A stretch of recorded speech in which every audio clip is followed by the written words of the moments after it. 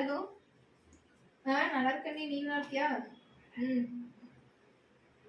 அப்புறம் பாப்பா விளையாண்டு இருக்கா? ம். என்ன இல்லை, இப்பதான் சமைச்சுக்கிட்டு இருக்கோம். இந்த மாதிரி தான். ஆ ஆ ம்.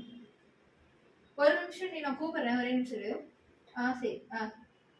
பேபி, இங்க வா பேபி. இது உப்பு மட்டும் போடு பேபி, நான் பாப்பா பாக்குறேன்.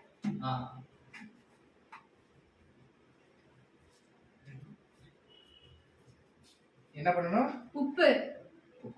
எவ்வளவு இருக்கு? அது யாரே போட்டுக்கிறீங்களா இல்ல கம்மியா போட்டா? இல்ல என்ன போடலையா? சரி.